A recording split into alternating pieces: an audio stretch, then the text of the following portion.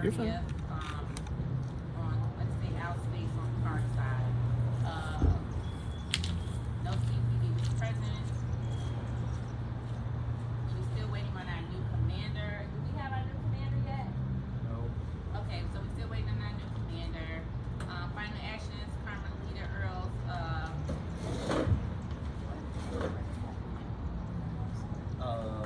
Y'all switched oh, we chairs. switched seats. roles, Yeah. right. So I was the nominator, but due to growing toxicity, stepped down. And so now Carmelita is our nominator, and I am now our chairperson. So I got my sea legs, I got the chair. And so today is going to be at our next district council meeting on June 18th. Sound okay.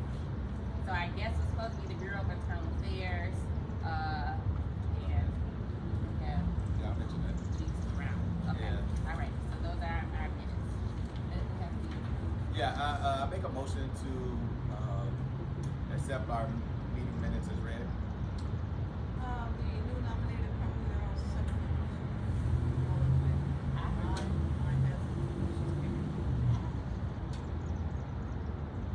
Oh, that's in the second yes minutes. Okay, so at this time we have what we do, public comment. City council will listen to comments from attendees. Each comment is limited to 2 minutes. Anyone interested in giving public comment, we don't have comment cards, but now is the time that you can introduce yourself, and if you have any concerns or anything that you would like to bring to our attention, now we yield the floor.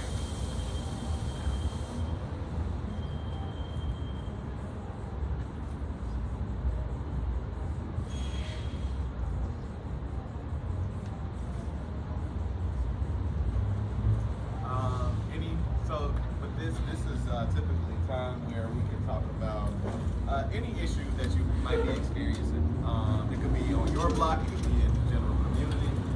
As elected officials, everything that is said during our meeting allows us to take it back to, which is upcoming, and I'll talk about shortly, our quarterly meeting. So as district councilors, we come together as a group and we talk about the trends in public safety and police accountability that's happening in different parts of the city. And then that allows us to create proposals that we hope can ultimately positively affect public safety and police accountability. So again, it could be anything in the 15th district that you've heard about, neighbors have shared about, you yourself experienced. You can do all of that in this particular section of the meeting. I don't have any issues, but I was just curious about, have we had any problems with team takeover meetings or things being planned in our area? Like we've seen that happen in like High Park and the lakefront. Anybody called or that's starting to develop or not? Well, there was speculation that one may have had was planned for La Follette Park last weekend, but folks that had heard about it was like, yeah, how about we, help positively affect that outcome? So they were talking about gathering, maybe barbecuing. So if the youth did show up and say, hey, we here with you, we're gonna party with you then. And whether that interference worked or not, or they was not gonna go over there, it didn't happen. But that was so far the only one that I'm familiar with. That's the 25th district. That's actually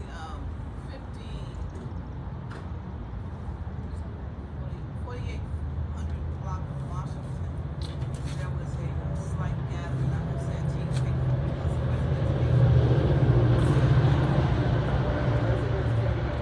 out and they basically looked at meaning that they weren't having it, they were taking over their gates coming inside the private property, sitting on porches, using the bathroom in their facility, meaning that on their grounds, things of that nature. But they called the police, and that was 1500, just west of Central. And then another one of them tried to pop off after a repass.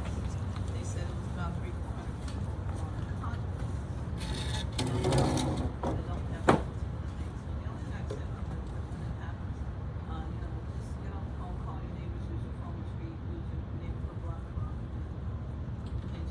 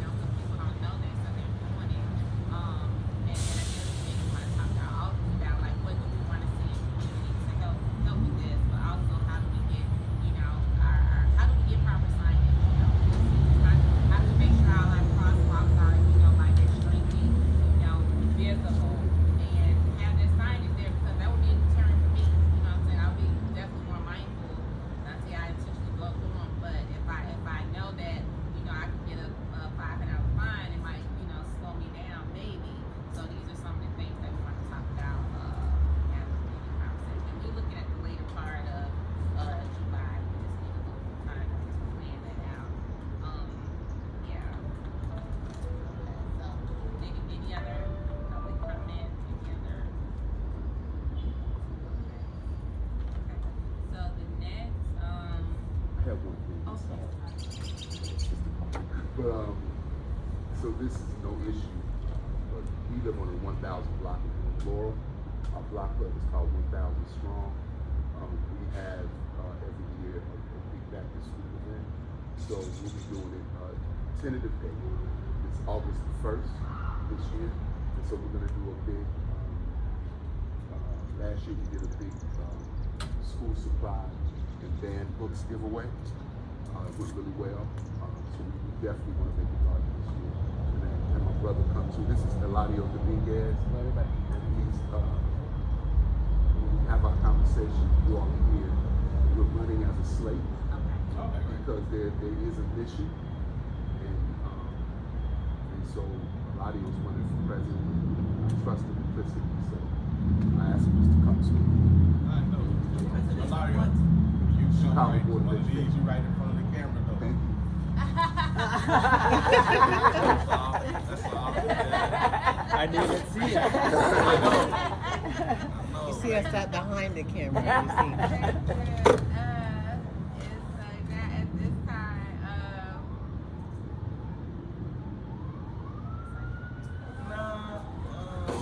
The way that they were trying to do this one, so because it correlates directly with like when we have our planning meetings.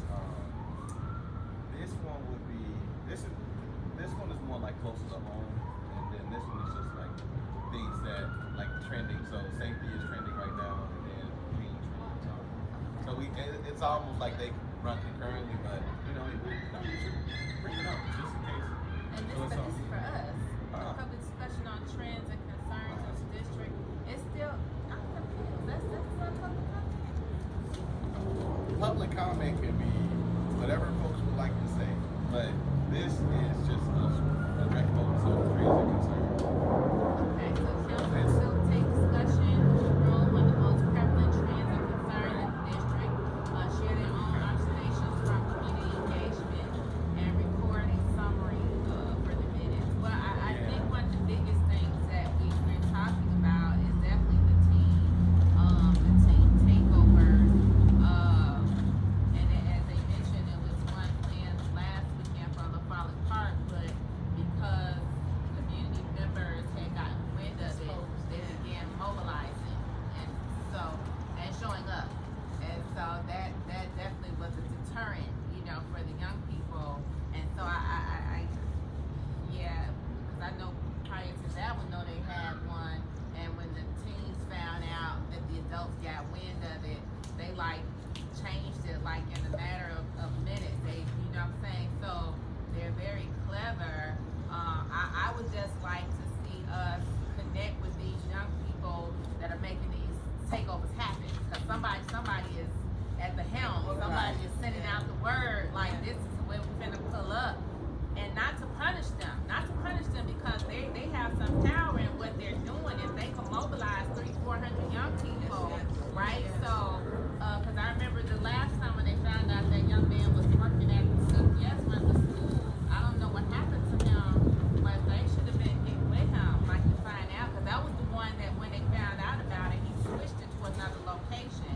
And so, yeah, he should be working with you because at the end of the day, the adults want to keep creating these spaces for young people, but it's not what they wanted. It's not the same thing, right? They want to turn up. They want to do what they want to do, and they don't want the supervision. So my thing would be work with that young person who is the voice of their generation to talk to him to see how can the adults help create, safe spaces, because they really just want to have fun, right? Because out of the 400 or 500, it might really only be a few bad players. They really just, and unfortunately, and I tell people, when we were coming up, we had game rooms, we had skating rinks, we had theaters in the neighborhood. I remember all the clubs on Madison on Sundays when they were closed, they would have kiddie discos. So we had places to go and have social enjoyment. They don't really have those spaces anymore, so they are creating those spaces for themselves. But unfortunately, once you got a few handful of people just wilding out, it becomes very intoxicating, and so things go awry. But we gotta find some other way to connect with them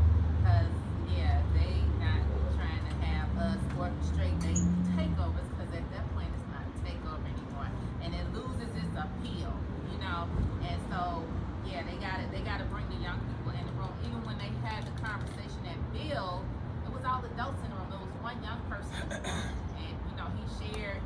Well, one thing he shared was a lot of times these teens are coming from the suburbs. He said they're coming from other areas into the city. It's just not city youth that that is doing these things. So, but definitely got to engage more young people in these conversations. But I think that's one of the biggest trends, not just for Austin, but for the entire for the city. So that's one trend. That's the takeover. I do want to mention too. So we are right on the cusp of summer, and what that means is more drug overdoses. So I do work with the Westside Heroin Opioid Task Force, and black males especially are 7 times more likely to die from a overdose than their counterparts. And so Narcan has become more widely distributed, and we're always trying to train individuals on how to use Narcan, especially if they see signs of someone experiencing an overdose. And so especially along those hotspot areas, going south of Pulaski, you'll see a lot of folks at Lakeland Library. You'll catch them down near Holman and Lake Street. You'll see them down by,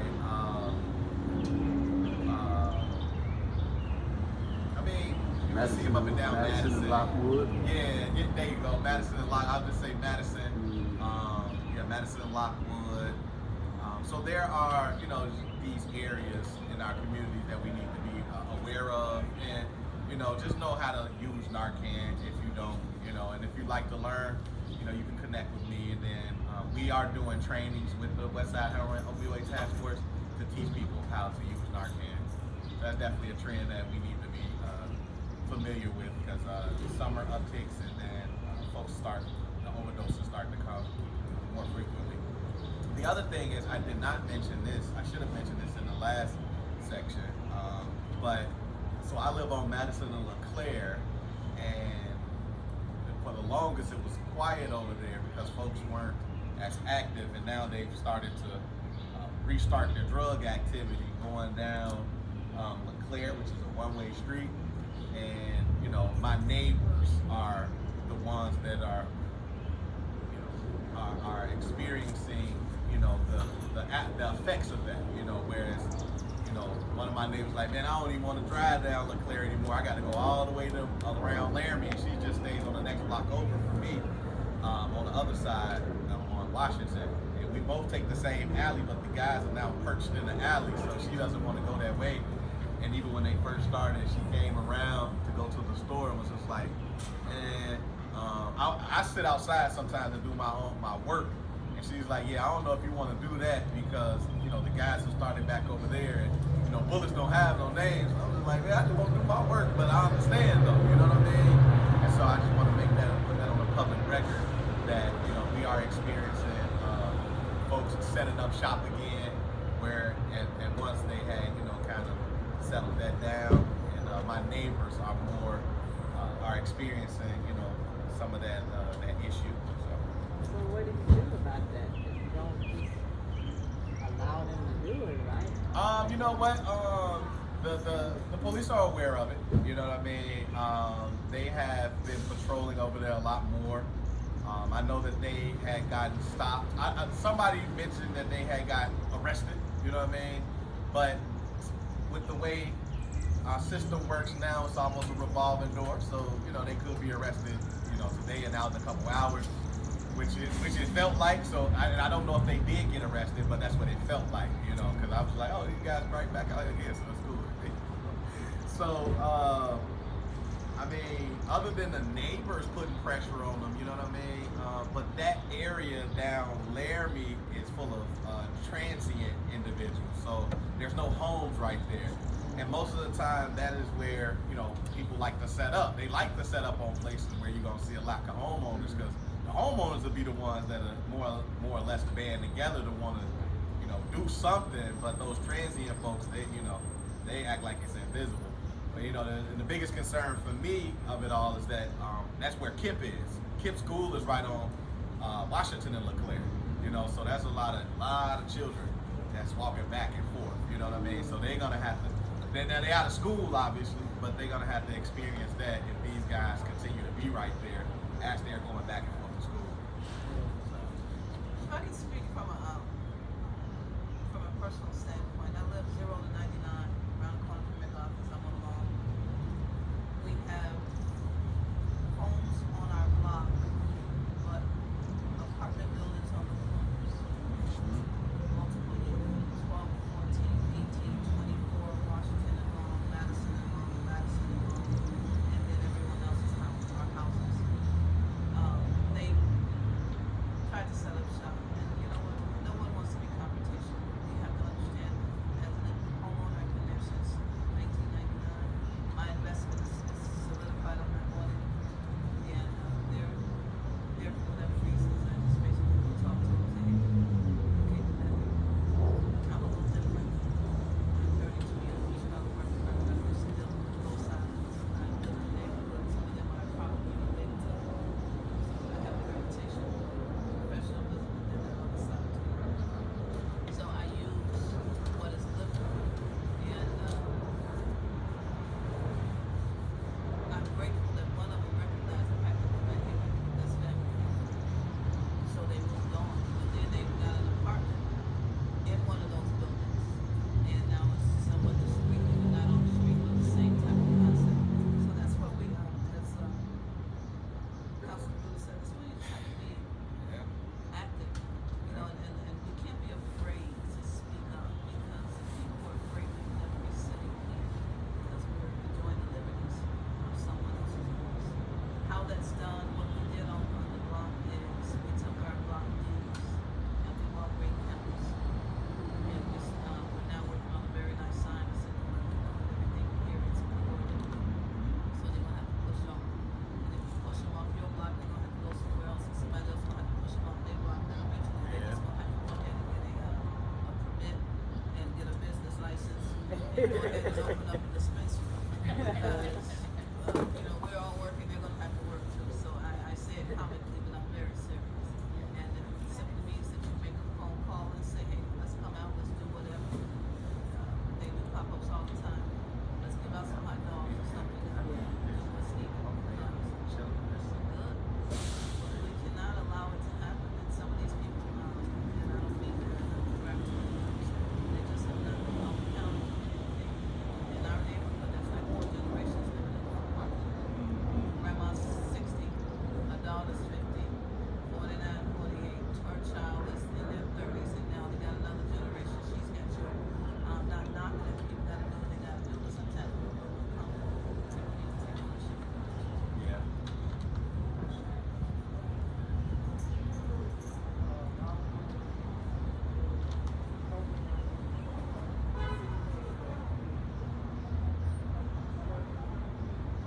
Yeah. Well, I thought it was a reimbursement program or something like that. So yeah, if we put the money up and get it back, things of the neighborhood has been established like block building rule, has some information on it. And the only other thing I want to take about in terms of trends is they're stealing airbags. Oh, yeah. So they suggested to people to get clubs, get a club on your car. And I'm like, stealing airbags. My daughter was trying to explain to me the logic behind. She said, Mama, somebody is purchasing cars. They don't have everything that they need in them. Those bags are expensive. So they're not, they can fix on the cars themselves. So now they're stealing airbags to put them in there. I don't know, but there was somebody recently stolen. A couple people I know have had airbags stolen, so they're stealing airbags. They said, you know, clubs, back old school clubs can kind of alleviate some of it. So airbags are being stolen. And there's Hondas. Huh? Like that Honda. Well, I know I've heard a couple of Nissans they've been taking out of it. My daughter said, Mama, is any model, they just taking airbags, and they get like $500 an airbag. So I mean, it's Kias, it's Hyundai, it's Hondas, it's Jeeps. Acura too. Those are the 4 that really they get the most. And they got YouTube videos on how to steal Kias. yeah. Oh. Yeah, I was a victim of that. I had to get on and get rid of that view. Man, listen. Can I mention? I wanted to. I had to get it. Can I mention one thing? So when we moved on Laurel, 2000.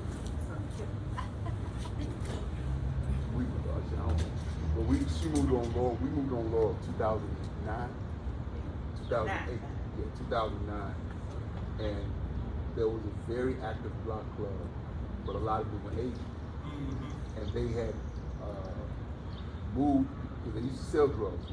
They moved people off of Laurel, and so we reorganized the block club, and what they did, and it was really just, and we had a phone tree. So if we saw something, folks were diligent about calling, and then they decided that my garage was their hangout spot. So I would be driving through my garage, they back to shooting dice, and smoking and drinking, and I had to run them off. And I was just consistent. I was respectful, but I was consistent. I was like, brother, we're gonna keep having issues. This is my house. So they went about their business, but I just think we can't afford not to have organized neighborhoods. That's right. That's it, around anything. And I think that's because there's so much that's working against us structurally Yes. that we have to be organized to address those issues. I mean, it's a shame that there's one black-owned grocery store in the entire city of Chicago. There's one. It's around here. That's it, right? And I just made 60, so I always tell my wife I grew up in a neighborhood where I grew up on the south side. I grew up in the Rosemore community on 103rd Street, and the man that owned the gas station looked like me. I remember this very clearly. Yeah. There was no liquor store on the corner. It was a white hand pantry, a black man home. So all of this was kind of part of me being politicized, and I didn't even know it. But it was, and then most of the teachers looked like me. Yeah. And so there was a sense that we had a right to own our community. That's right. But if we're honest, collectively, we've dropped the ball on that. Yeah. So children today, they don't have that. When I tell stories like that, it's like mythology to young people now, because we live in colonized neighborhoods. We live in neighborhoods where we own nothing. Yeah. And so that lack of respect and that lack of sense of ownership Yes. is programmed. Yeah. It's programmed. And I just think it's really, which is why our mission is so important, because nowhere have we had less voice than schools. Nowhere have we had less voice than public education. And well, I would argue law enforcement. Those two areas. I was Community just, safety. yeah, we got But- voice over here, but no power. I hear But you understand my point, Yeah. and so this is why for us winning an elected school board was so important, because I got most of my gray hair dealing with a corporate school board where there's a multi-million-dollar banker as the board chairperson, and none of his children went to Chicago Public Come Schools, on. right? No interest. And so every decision that they're making impacted us. It didn't impact them. Strategic. Absolutely. Yeah. So I just want Yeah. to say I appreciate the conversation. I mean, facts, and I hear you, and that's the same way I feel about the district council. But like I said, we have voice, but the power, we're still trying to establish the power as to how we hold them accountable. But and I say this all the time, the original community policing was block clubs, right? And it would be wonderful if, because so they their budget is astronomical, and a lot of money goes into the community policing, but it's not contingent on the community, right? It's how they present themselves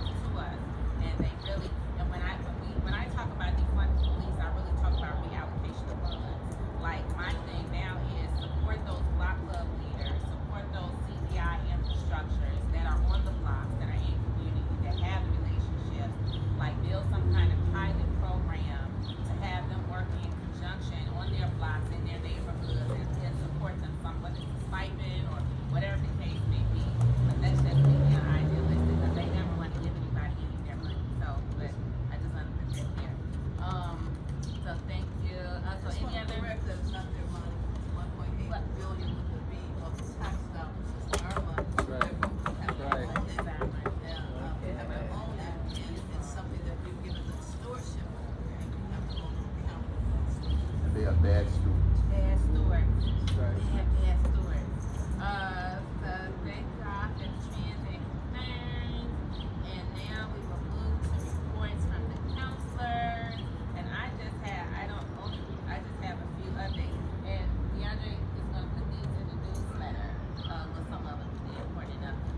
So we have an upcoming community meeting with the independent monitor, and this is in regards to the consent decree. Here's another power that we have as community members to weigh in on, our policing infrastructure that we don't take advantage of enough. But the meeting is on Wednesday, June 24th, from 6:30 to 7:30 at the Greater Auburn Gresham Development Corporation. 839. If you gave us your email, we'll make sure you get this information. Because I didn't have a flyer for this. 839 West 79th Street. And then the second one, there's a lakeside chat with faith and community leaders on Tuesday, June 30th, from 6:30 to 7:30. And this is with Mayor Johnson, and this will be at the Kentwood United Church of Christ, 4608 South Greenwood Avenue. And that you mentioned 40 acres, so they will be having a Soul City celebration on Saturday, and from tomorrow, Friday, Juneteenth, from 10 to 2 at 40 acres, 5713 West Chicago Avenue. They're gonna have music, food demonstrations, all that wonderful stuff. And then the last one I have, because I couldn't find the information for yours, G2 conversation with the mayor, but it's the Community Commission for Public Safety and Accountability monthly meeting will be on June 25th at 6:30, and this will be at Benito Juarez High School. What's the address? 100? No, that's somebody. I didn't write the address down. It's right on Cermak and Ashland.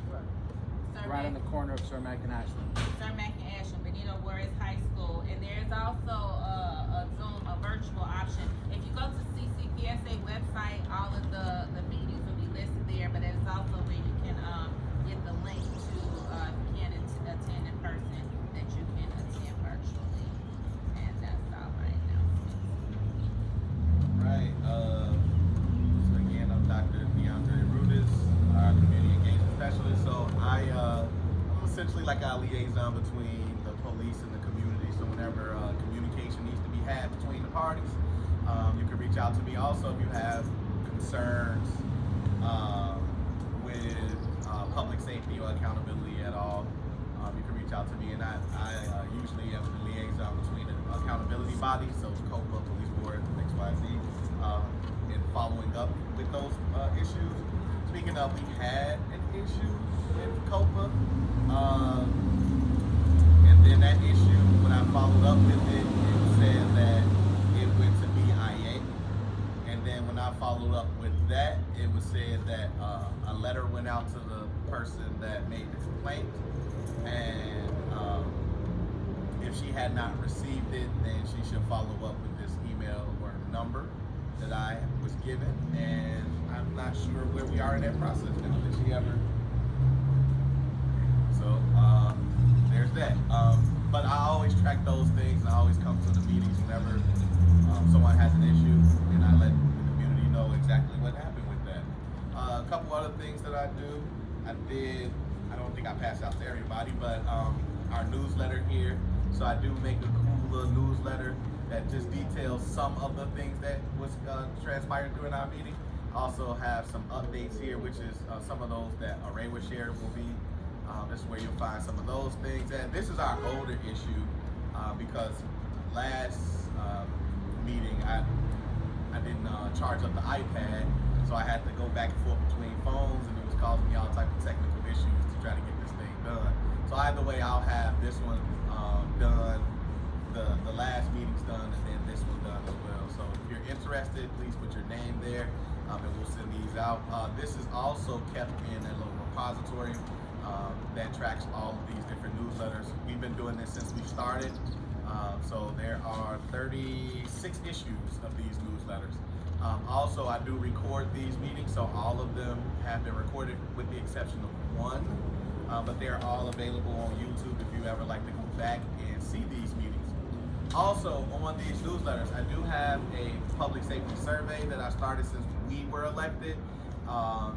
And the hope is that over time we would saw trends that suggest that policing and accountability got better as we were put in place.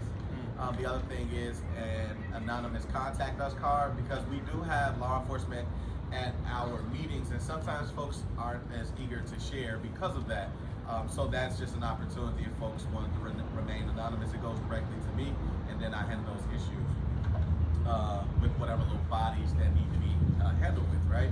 And then speaking of law enforcement, so we had a couple changes. As Array will mention, our commander has moved on. He retired, and we're still waiting on the official word of the new commander. We had a DCO sergeant, a district coordination officer sergeant that would always come to the meeting, Sergeant Petrosonis. She has now moved on as well. She is now Lieutenant Petrosonis, and she's working nights. So we will have another DCO sergeant as well. I did send this meeting out to Lieutenant now, and Sergeant Brown. But again, there's some, changes happening. So hopefully next time we have our meeting, they will be present. I mentioned earlier that the district councils will track trends and concerns as a group we come together and meet in a quarterly meeting. So our next quarterly is actually coming up on June 27th. If you're interested in attending, it's going to be at Chicago State University. Doors will open at 9:30. We'll start at 10. And again, that's an opportunity there to hear all about what the district council is doing. It is an open meeting. We do have public comment at the outset, so if you're interested in making a public comment, you will do that at the outset. The other thing with this meeting is we're actually going to have the mayor's new deputy mayor for public safety attend. He will be there about 11:30 through lunch for us, and then he's going to stay a short time after also to do some Q&A during lunch, and then to hear about some of the trends and concerns that's happening throughout the city.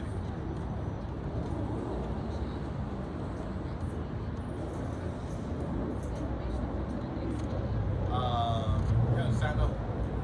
So we can, at that quarterly meeting, I will actually be presenting a proposal that I made. So Chicago does not have an early intervention system. What that means is when officers, so it's a way, like a data-driven way to detect problematic officers. Some of the more recent high-profile incidents, like Officer Rivera, what was that, Officer Rivera? Yeah, Rivera, it was. Officer Rivera, their TAC team 1863, the TAC team in the 11th district, I can't think of their 4-digit number, but there has been concerns about all of these individuals, and each of these individuals have had, if we were talking about criminals, rap sheets that are very long, but they are still allowed to be officers. And so what an early intervention system would do is use data-driven insights and predictive analysis to be able to determine if those officers would be the cause of the millions of dollars of complaints that the city of Chicago has to pay out because of bad officers. And so we have that system going in place in 2027.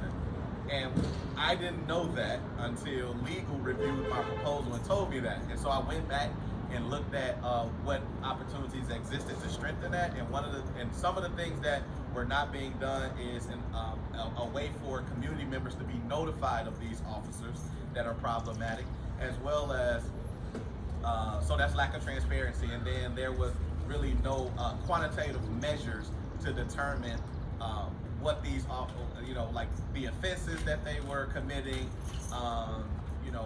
what type of violations that were sustained, and all those type of things. So my proposal would be to strengthen this early intervention system with more quantitative methods to make it, and more transparency so that community will know exactly who these officers are. So I'll be presenting that on the 27th. You go to that gas station at Oak Park and they had that paper. Yeah, for sure. Everybody committed a crime at the end of it. Yeah. We need to do the same thing For with sure. officers.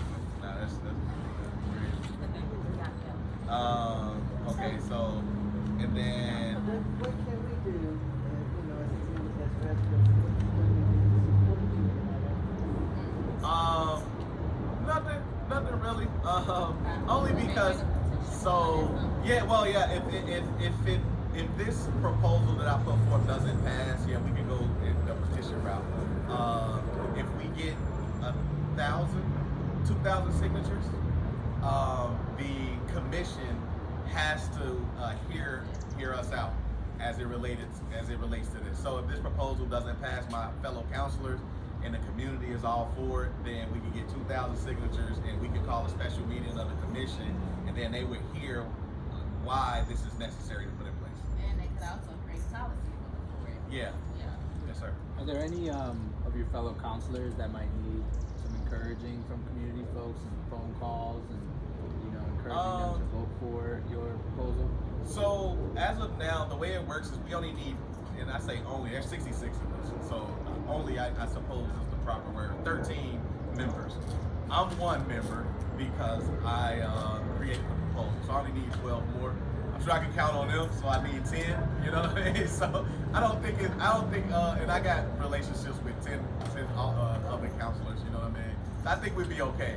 If it do get that way, then. Think about this though, because many councils have been putting forth some very strong proposals that go nowhere. They get the 13, and that's not because of us. That's because of our CCPSA staff. And I said it, and there you go, y'all watch it. But so we may need to think about how community could support us once we get our 13, and it goes sits on somebody's desk, and there's no traction around it. So we may need to think about that. But that's what's happening. Yeah. I venture to say that, especially if the number is as low as 13 people, to say that 13 people agree on something is not, you all are representatives of a larger group. Yeah. But to say that 2,000 people came together and agreed on something is a whole lot more impactful Yeah, for sure. to any group of people about maybe this is something that we actually can consider. I should also reword that. So I need 13 to be heard in our public meeting, in our quarterly. I would need 2/3 of the district counselors to then vote to support so that we can send it to the commission. And then the commission would add that. So as of now, our early intervention system, which again we don't have, will be put in place by 2027. What I'm calling for is stronger methods. So basically, if we do this proposal gets passed by my fellow counselors, then as that system is getting passed, then it would also be worked to be even stronger than it currently is. So, what I'm hearing is Dr. Rulers works well within the system. What I have experienced, and what we also understand because of doing this work for 50 years, is that to circumvent the goal of the promotion, you have to have the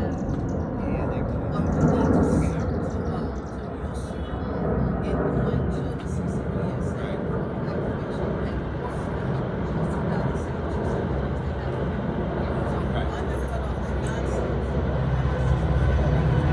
A version of what we are saying is being put in place. And from Right. what I understand, this is Chicago, watered down version. Look like you have Right, something. exactly. I just wanted to say thank you all for having me.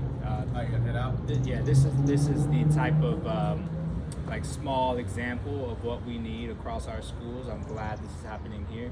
But the what you were saying, sister, about how we need more community voice and empowerment within this system is exactly what we're talking about with sustainable community schools.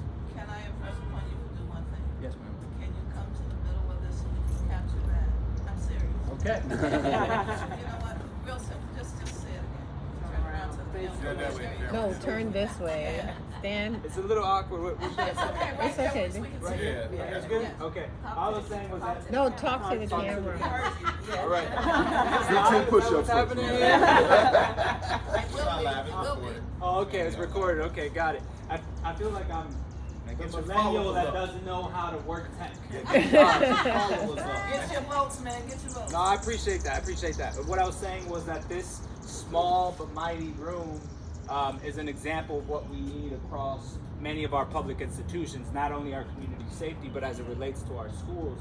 And what you were saying, sister, about how we need more community voice and strength within our systems is exactly what we're fighting for within our schools when we say we need stronger, sustainable community schools, right? Because when our opponents are talking about closing our schools, right, because they are quote unquote underutilized, what we should be saying is, well, then let's utilize them.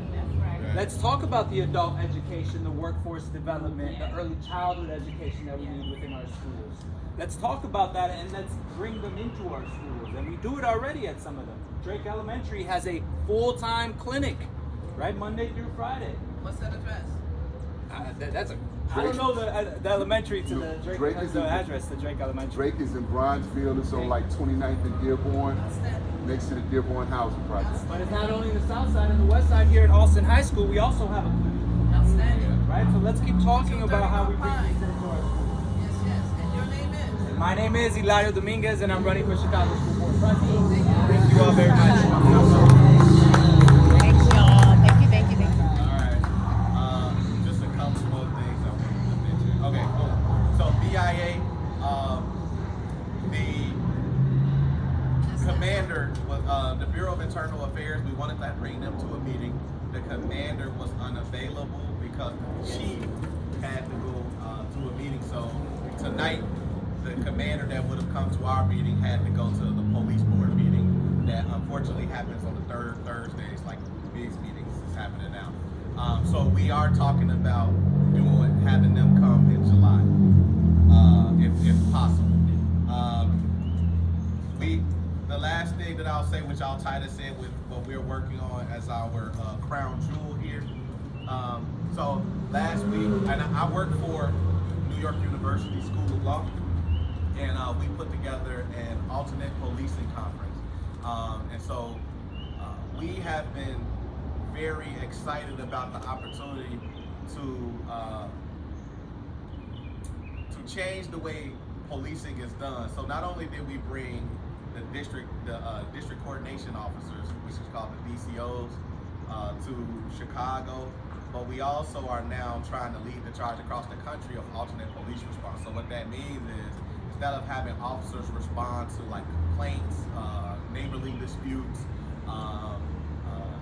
traffic issues, low-level domestics, what else? Parking.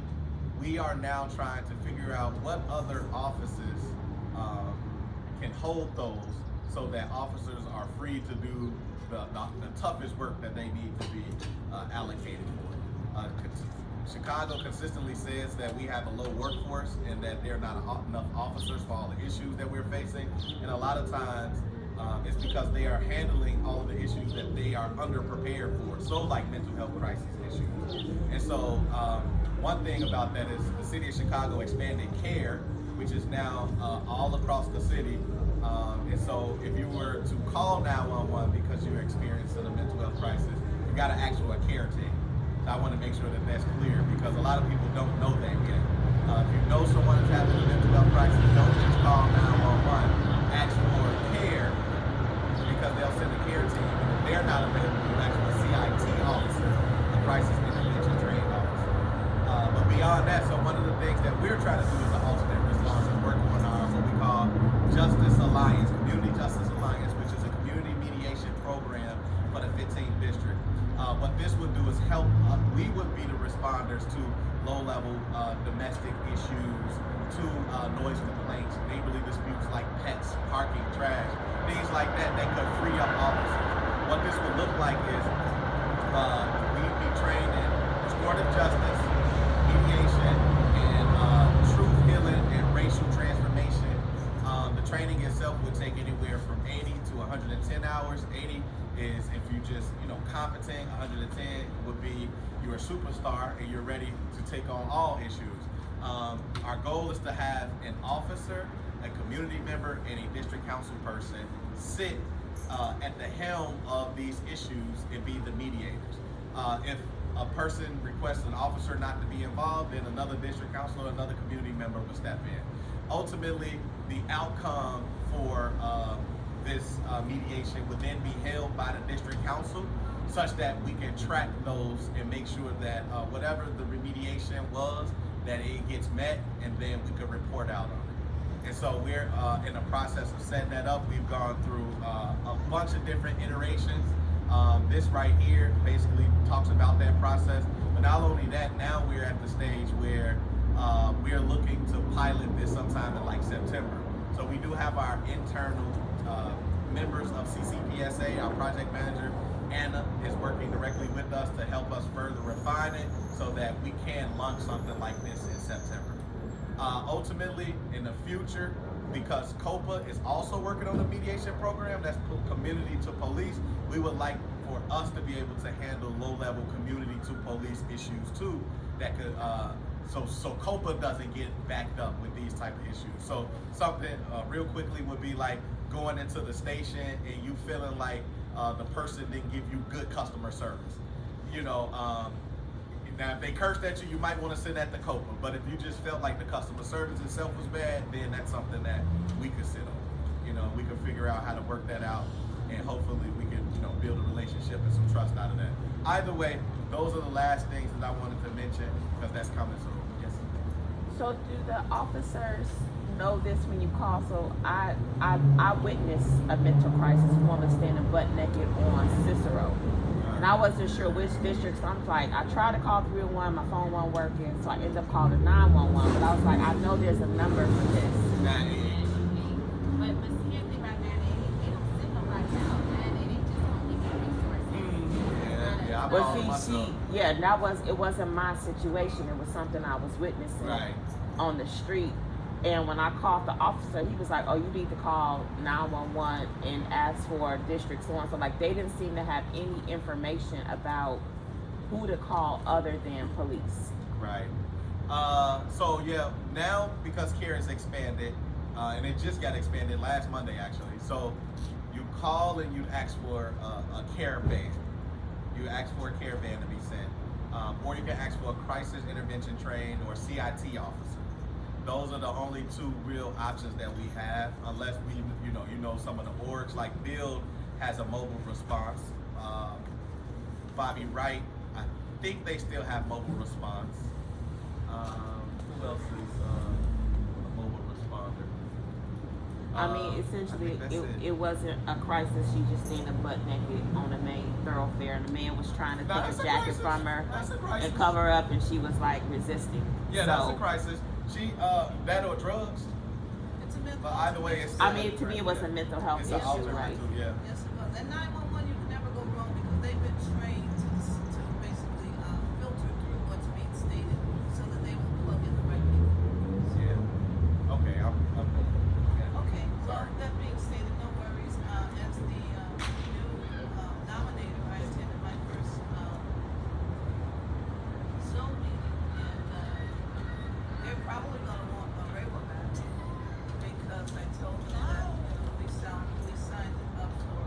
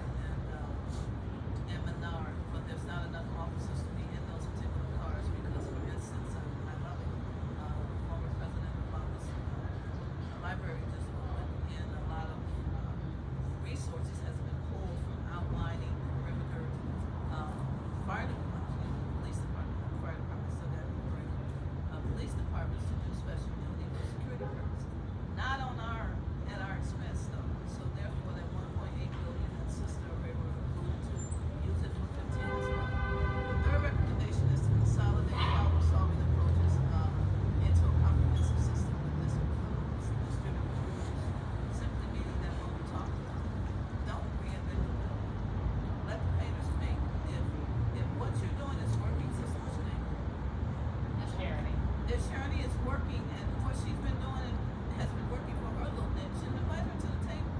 Unfortunately, this is Chicago, full of politics. Everybody wants to control the purse. I don't want to share my pie with you because you may think your ingredients is more important than mine, and I'm the grand. It's time out for this nonsense. So deploy the right response at the right time, which is what DeAndre just stated. You know, critical incidents team as well as the CARES team. We have to stop making the police babysitters because they have issues too. I believe we talked about before mental Mondays. Make sure they're ready for service. You know, make sure that you're ready to be on your own in a car without accountability, dealing with somebody else's private life. You may, you know, that may be a trigger, a button push that may not go out so well. And then the fifth one was to prioritize the informal and formal district level community engagement strategies to clear the goals and responsibilities. Yeah, all this sounds good. What does it mean for us? It simply means that there's too much work being done in silos. It's time for collaborative effort. There's a lot of non-for-profits that get millions and millions of dollars off this west side, but they live in Glenview and Winnetka. We need to make sure that the people that are doing the work has the resources to get the work done. Whether I solution or support, whatever it is that you're looking for. Because in my 30 years as a city employee, I understand that for the most part, you look at the camera with my glasses on. The city really does not want us to succeed because it's not our justification. I'm just keeping it real. I've dealt with the administrative standpoint, I've dealt with the community level, and I've dealt with the politicians. Those dollars that are not circulating in our community that you talked about as a young man and I witnessed as a young girl, is because our politicians are not giving those business licenses to people that look like us. So remember that come the next election. It's just that simple. The reason that this used to be New Sound Gospel, that's now New Sound Cafe, outstanding, it stayed in the family, so therefore it stayed black owned. That's wise. That's why we're sitting in this lovely outdoor. But however, there's a lot of other opportunities coming. That one grocery store you mentioned, are you speaking of Tina's on Madison? No, not No, Tina. no, man, Talking that's about, Forest Park. I'm talking about 40 acres. 40 acres. Oh, yeah, okay, well, great, so we have two. No, it's not Forest Park. We're talking 1500 block of Madison is black owned. So 40, Yeah. so 40 acres right there on Chicago Avenue, and Waller has one, and Tina's on 5038. 5038 West Madison, black owned young woman is another. It's a grocery store. Yes, Yes, you got a grocery store and a restaurant in the back. We should clear out the Yeah. shelves, so please remember that when this is aired from Yeah, that's my Dr. neighbor. Lewis. So that being said, now we have two. I wanted to say that to you, so. Yes, ma'am. I wanted to start by saying I apologize for being tardy. That's what I should have said before, but I got ahead of myself. So however, that being stated, this is new to me. I'm more of a, I play nice in the sandbox, but I do those things. I'm not looking to go anywhere.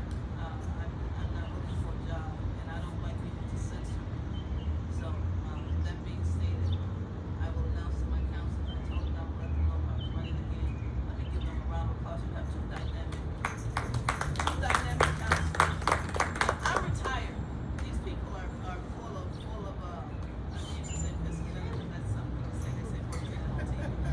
And they're raring to go, you know. So that being said, I don't want to hold them back. And I told them I would let them know if I was running again. They don't look good. I'm ready to travel and do whatever's necessary. But I tell you one thing, I am sick of. I am sick of Chicago getting in front of you, giving you that nice political face and stabbing you in the back. So I can do more good by just being very transparent and tell you the full crap. I don't have to be politically correct because that is correct. You know, that being stated, so support what 15th District is doing. 15th District is the pillar of counselors in this particular city. It's just that, you know what? I've given the city 30-some years. It's time to do something. So that being stated, it's time to travel. I'm flying out Sunday. I will sleep tonight. I apologize. So I don't want to hold them up. You know, let them go. I will still support them full force. So that as your particular nominee, I just want to make one correction. I did not step down as chair. It's a mutual agreement for us to change. It's time for change. So if we can make that correction on the notes.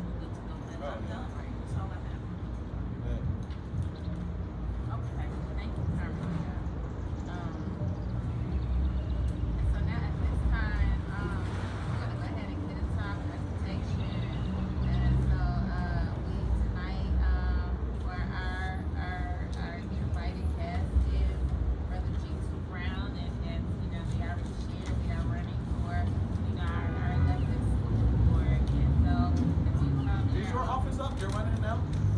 You are running, okay. Yeah, I mean, they said they on the slate. Right. Right. True. So, Pardon The me. numbers, come take my seat, brother. Pardon me. he's gonna go right now. Talk to the camera, talk to the people. All right. So, thank you for welcoming me to the space. G2 Brown,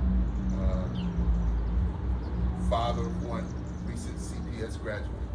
So you all see the Southern University hat on my head. My son is playing. My son is playing football for Southern down at that.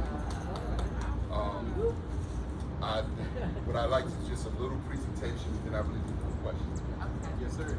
So, a little bit about me. I'm a graduate of Chicago Public Schools, from the South Side of Chicago. My wife reminds me all the time on the West Side now. So Welcome to the west side. That's where I get that women, baby. love and housing costs brought me to the West Side in 2006. Yes. But most of my adult life I lived in Brooklyn. So from the time I was 23 look, I'm still sitting. until 2006, I lived on 43rd and Lake Park. I'm a proud son of the Kenwood Oakland Community Organization, COCO. It's the oldest black-led community organizing group in the city. COCO raised me. I was raised by men like Bob Lucas, Doug Gills, Slim Coleman. And then I was also raised by women and men from the Black Power movement. So I was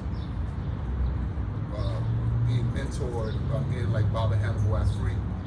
You all may remember when the Kwanzaa celebration in Malcolm X was the largest in the country. And I was on the organizing committee there for like 10 years as a pup, just learning from women and men who, put their lives on the line fighting for justice. I've driven all over the United States with them.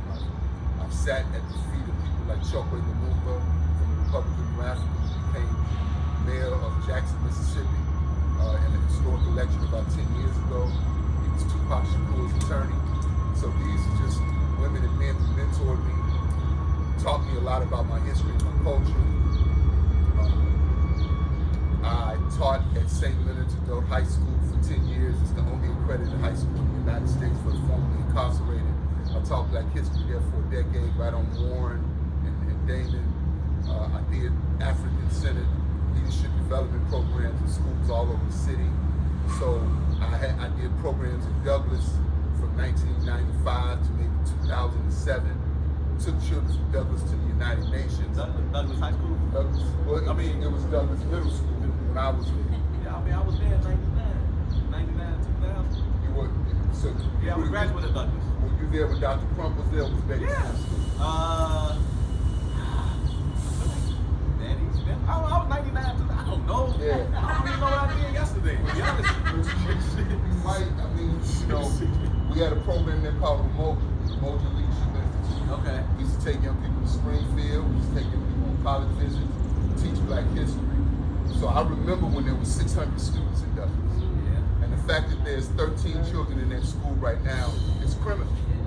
And it was done to Douglas. And that is not something that Make it plain. And so, but at COCO, we experienced school closings as early as 2003 because as they started tearing down the housing projects, they started tearing down Stateway Gardens, Robert Taylor homes, the Inkies. They started shutting down schools. They began shutting down schools that were not around housing projects. There was a school called Albert Einstein Elementary, 3875 South College Road. The condominiums where that school used to sit. There was a school called Future Commons that had 100% graduation rate. There was a high school on 40th and Lake Park. Their condominiums where that school used to sit. So as early as 2003, 2004, we were very clear this had nothing to do with education. This was about pushing Black people out of Chicago. And so I was on the front lines of that fight. And I say that with all humility, that because I served on the Diet Local School Council for 10 years.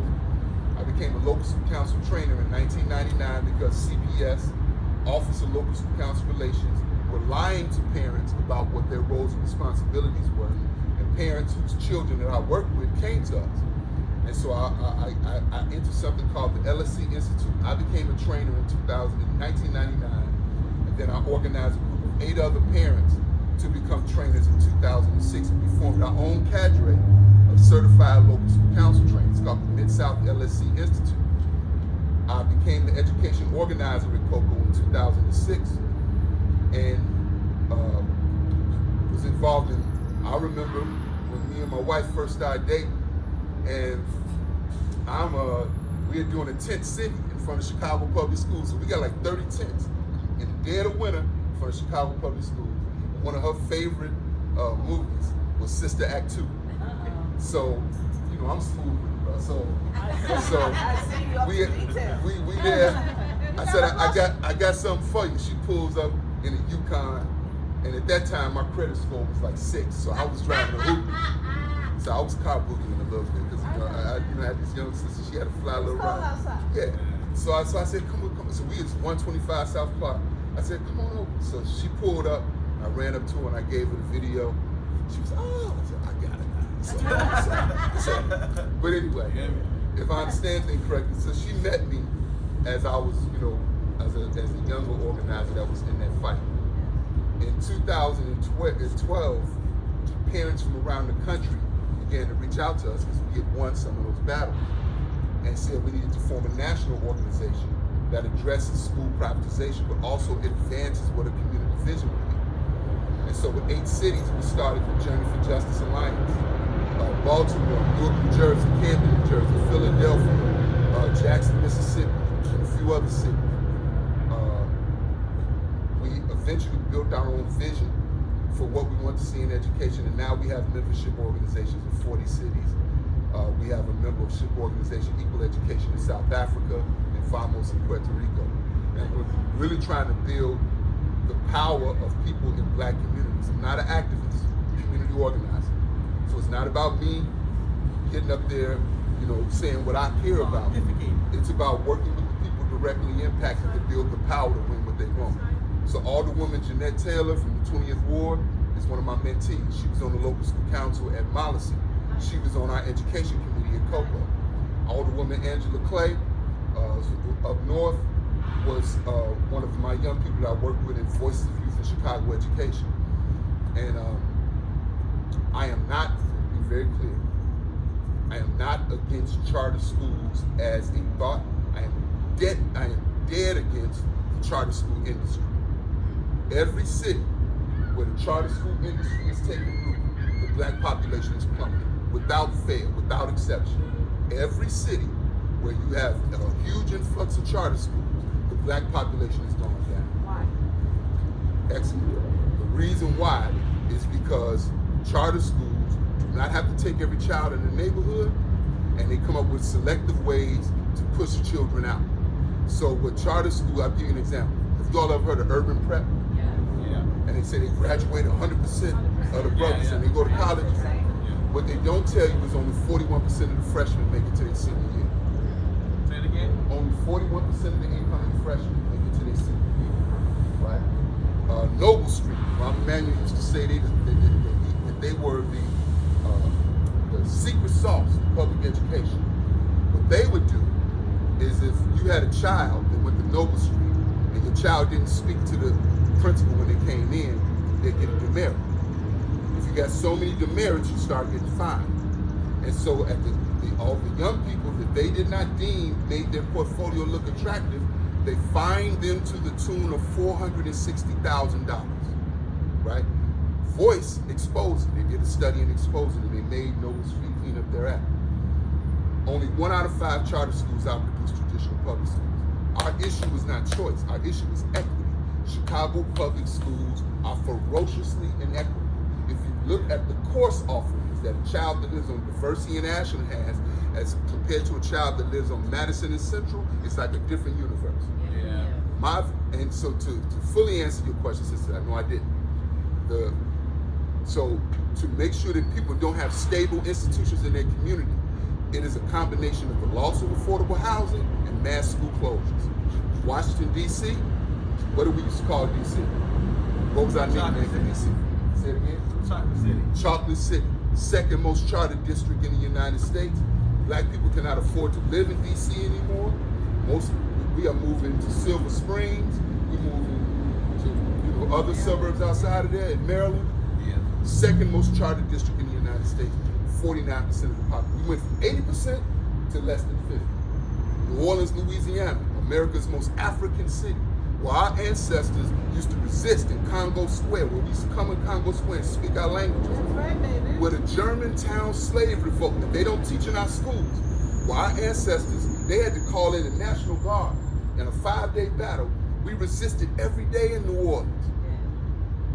At the end of Hurricane Katrina, Paul Vallis from Chicago shut down all the public schools.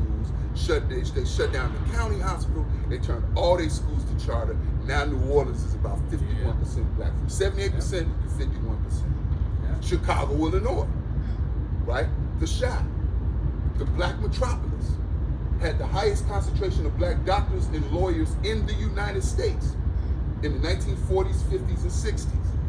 The first black-owned hospital in America, Providence Hospital, built by Dr. Daniel Hale Williams, the first man to perform surgery on the human heart.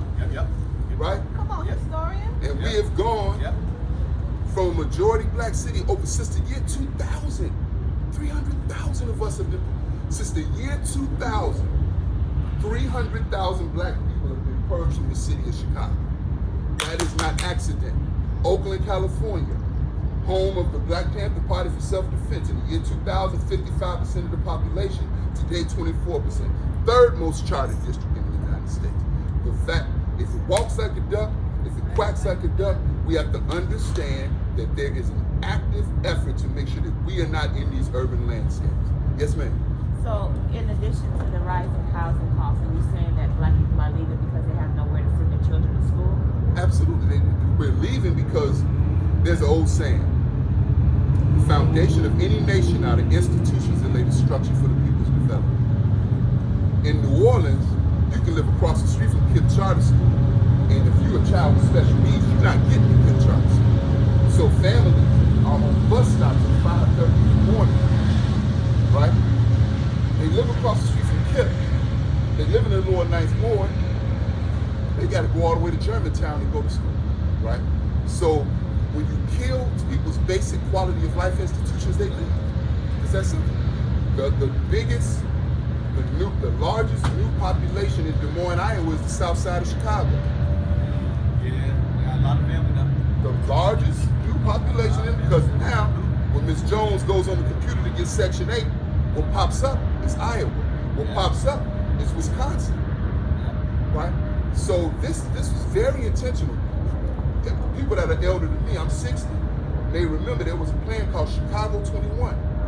It was written in 1971, and it predicted in it a lot of the policies that we see happening right now are happening. So, You go to CMAP, you can see yes, sir. So, Project 2026. yes, ma'am. So, I was one of the things we realized, and the most public fight I was a part of was the fight for Dyett High School. I was on the local school council at Dyett for 10 years. In 2009, we had the largest increase in students going to college in all of Chicago public schools, despite the fact that Arnie Duncan had just closed Inglewood, and they dumped 150 kids inside of Dyett, 150 in Robeson, which no longer exists, 150 in Hirsch, and 150 in Hyde Park. Now, you all may remember when Hyde Park was one of our better high schools. When they talked about the quality, you had Kenwood, you had Lindblom, you had Whitney Young, and right below them was Hyde Park and Morgan Park. Yeah. And Lane Tech. Lane Tech. She went to Lane Tech, her and all 5 of her friends. But anyway, but if I understand things correctly, but when they dumped all those children inside of those schools with no resources, at all of those schools, violence exploded. I noticed because I was at Dyett when it happened. So we formed, so despite all of that, we rolled our sleeves up, we did the work, we got a big grant for restorative justice. Dyett became a restorative justice hub. We had the largest decrease in students going to getting arrested and suspended, and the largest increase in students going to college in 2011. And we had voices, we had youth leadership programs in the school, so our young people were politicized and organized. In 2011, we won the ESPN Rise Up Award. We got a $4 million renovation to our school as a small school that was doing great things. And 6 months later, they voted to close it. Why? Why? What was on TV today that everybody watched? Obama, Yeah. whatever. The original site of the Obama Presidential Library was Washington Park. So when you looked at the proposal, Diet was no longer there. Y'all with me? When you looked at the proposal, Diet at 555 East 51st Street was no longer there. And so we began fighting for a community benefits agreement. And we fought them hard. And so then they moved it from Washington Park to Jackson Park. So we knew we had to have, so the way that we won Diet, the reason Diet is open today is because me and 11 other parents in 2015, at the year of a 4-year campaign, we built our own community proposal for Diet and 6 of its feeder schools. Because in absence of a vision from the district, a district that we know didn't mean us any good, we built the vision that the American Education Research Association said it was the best academic proposal they'd ever seen. And it was called Diet as the hub of a sustainable community school village. One of my jobs was I was a community school coordinator at South Shore School of Entrepreneurship, which was the first community school as a high school in the city of Chicago. So my responsibility was not only helping to launch this school as a community school, but also training the other community schools that come after. Community schools work, where the community has input, not only on after-school programs, but in curriculum, and teacher supports, and wraparound supports for every child, and what a student-centered school climate looks like, what parent and community engagement looks like, and what you want in what we call an inclusive school leader. So I'm very clear, if I can speak freely. The biggest problem in public education is not that children don't want to learn. I defy that. I've worked with children from every background. I've taken children from 42nd and St. Lawrence to the Passamaquoddy Native American Reservation in Maine. I've taken them to the Florida UN. They were eloquent, they were beautiful, they were powerful. If a child has a sense of their identity, their purpose, and their direction, who they are, why they are, and the direction they move, there's nothing they can't do. There's nothing we can't do. Nothing we can't do. But the education in Chicago has been sabotaged on purpose. There is no such thing as school choice. If there was real school choice, and I don't want to offend anybody, real school choice would be you all as mothers and grandmothers being able to decide what happens in that school building. We're not trying to sit up here and have used school sales, where now they've popped up so many schools that your schools are automatically underutilized, right? No, if I understand things correctly, you should not have a school on Diversity in Ashland where a child that doesn't look like us has Mandarin Chinese, Arabic, and Spanish as a world language. They have drama, they have after-school programs, the parents are welcomed in the building, but then you go on 44th and King Drive and you don't even have any world language. When we're not minority, most of the people in the world look like us, right? So if you go to Colombia, you're gonna see a bunch of people darker than us that speak Spanish. If you go to Cuba, you're gonna see the same thing. You go to Brazil, 85% black nation. They don't teach that, but Brazil is a black nation. We are the majority. We're not minorities. And so I was very involved in the forming of the winning of an elected school board. I've been arrested for it. I've been dragged out of CPS school board meetings kicking and screaming. I've dried the tears of black mothers who were crying for their schools. But we understood that the only way that we were going to improve schools is that we had to win an elected representative school board. So the late, great Karen Lewis, God bless her soul, she used to say at every rally, when we get an elected school board, G2 Brown gonna be on the school board. I'm like, would you please stop? But once we won it, a lot of people came to me and said, you need to run. We need to have somebody on that board that they can't take in the back room. And I'm not bragging, I'm just telling you, they don't have nothing to offer me. Because I'm a fiend for justice. I'm not trying to get rich. I got a job already, I'm straight. If I understand things correctly, what shaped me, what made me a man was black children believing in me. When I met this woman, I didn't even have a car. I used to rent cars. And then I was frantic when I bought a little $300, what was that car I bought? It wasn't a Nova. Cavalier. Yeah, a little $300 Chevy Cavalier with rust on both ends. You'd have thought I was in a Maserati. I was happy. So that's never been, but Power of a black woman. So you saying what you saying now is that your credit score is not a 6 anymore. no, it was 6. She'd have been kicked me to the curb. She'd been kicked me to. So now, as we form this elected school board, we have a slate. We have so I got elected originally in January 2025, but because it was a hybrid model, with 10 appointed, 10 elected, we knew that in 2026 we was gonna have a full election. So we got a full election. They've identified me as the one they got to get off the board. So I am the target of the privatizers. Yeah, thank you, Mama. But but they, and you know, I ain't mad at it. I want the smoke. I want the smoke.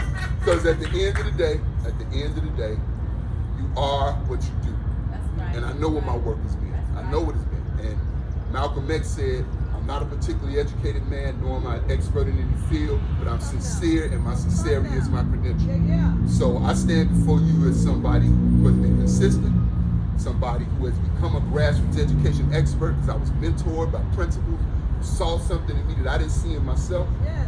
When I was doing youth programs at Fuller School, a principal named Laverne Bell, this is the honest to God truth, and I'm gonna sit down. When I first started working at Fuller School, it's called James Farmer now. We found out that Melville Fuller was a racist, so they changed the name of it to James Farmer. It was on CNN for What's Wrong with America's Schools. When I walked in that school, all the little GDs ran the school.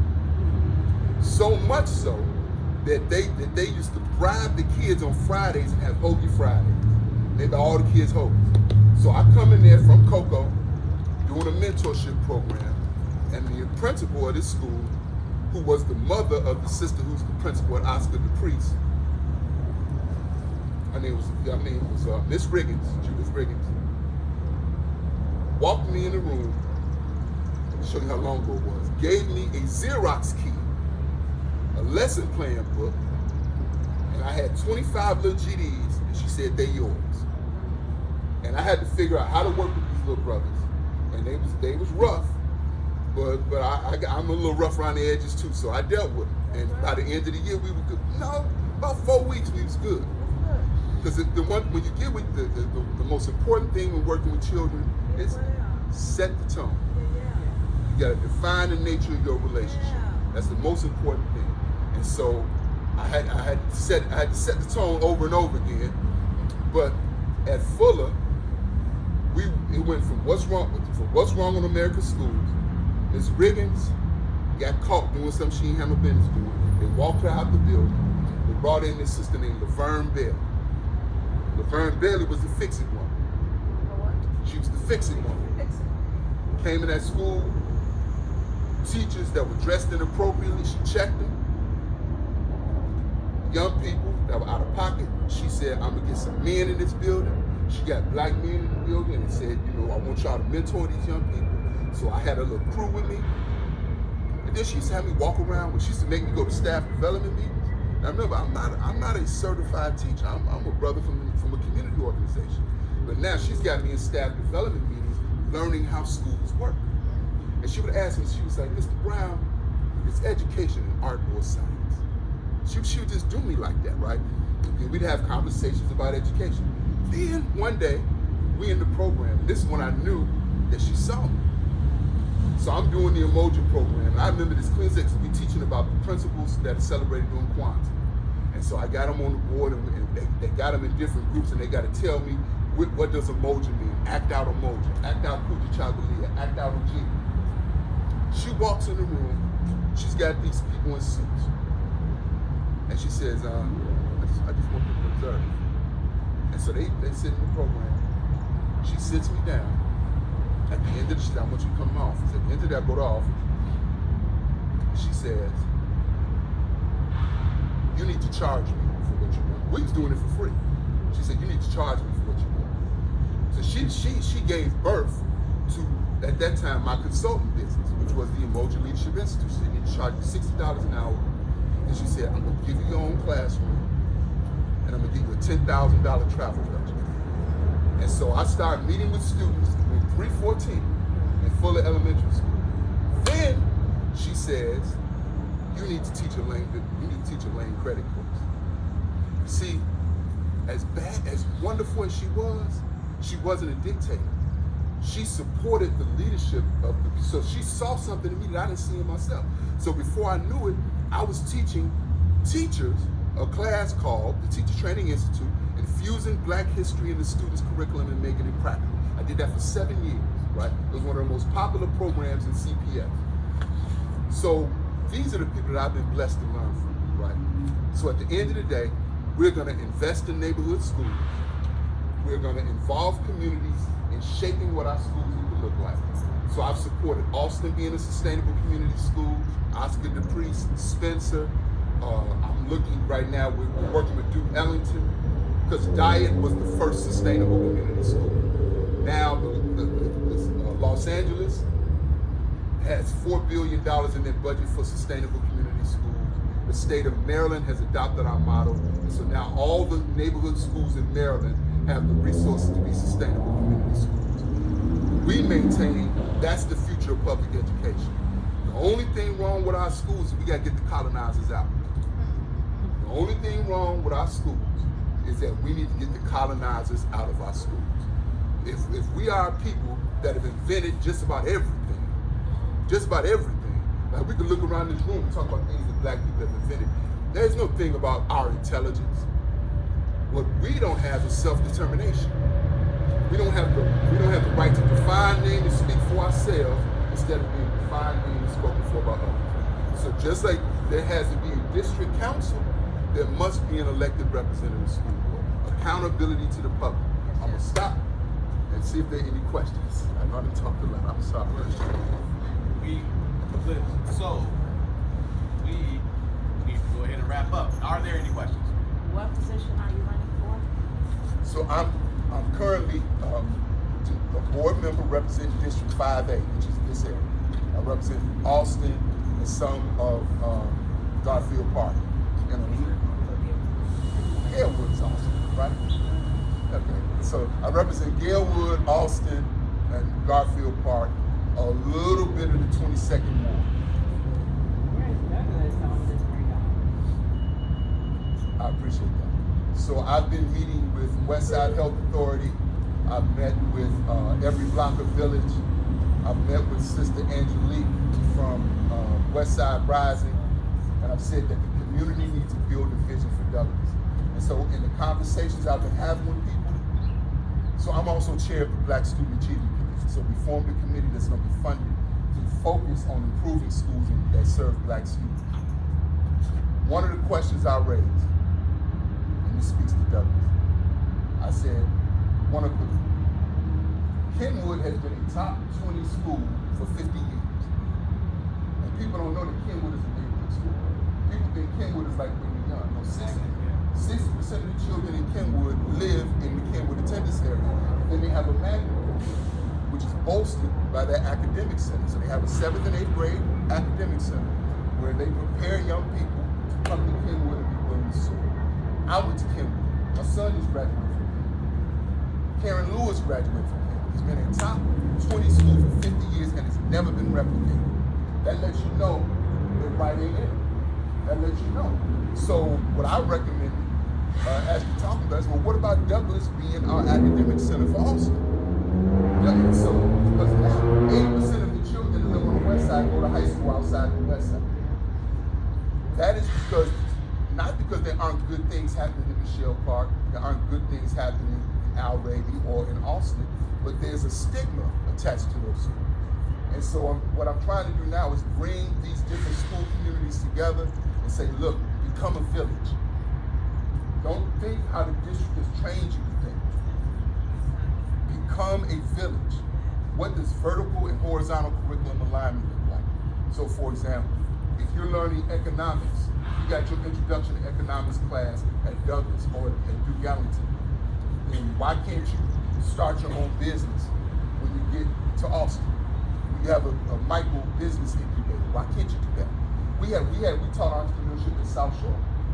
We had a brother named Scott Stewart who was our entrepreneurship teacher. So So the idea is for a high school to have 4 to 5 schools in this village, and then they have to build the alignment together. I'll close with this. One of my mentors taught me the only thing you need to make change is time, space, and will. That's all you need. Time, space, and will. And now, finally, in the city of Chicago, political will is there to do right. Political will. The mayor, sustainable community schools, if I could be honest, came from us. It come from the mayor. But the mayor joined the guy at Hunger Strike in the third week. So he's been on the front lines in the fight for schools in the third week of it. So now our goal is for Chicago to become a sustainable community school district. And all that really means is community choice. That's all it means. Just a fancy name for that. So thank y'all. I appreciate it. Thank you.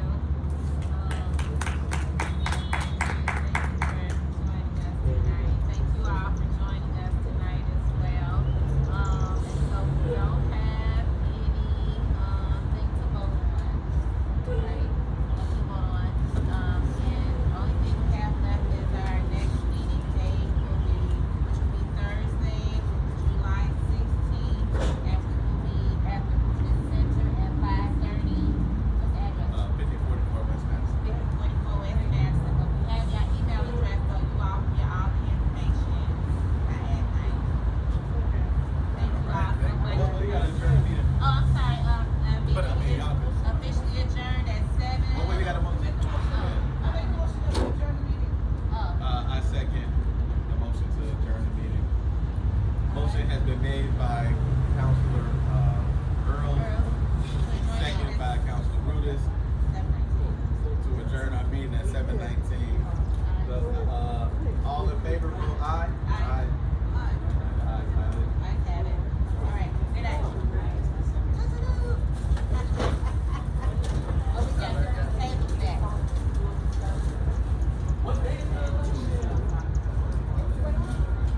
They told me about it. Is it? So it's in February? Oh, it was in November. When is the election? All right, hold on now. November 3rd. All right, I thought that was November. Don't be telling them people to fly. Election is different from city. Yeah, it is. Alderman. Yes. So you know it's always in November. Yes, ma'am. You know, I kept looking at you. Because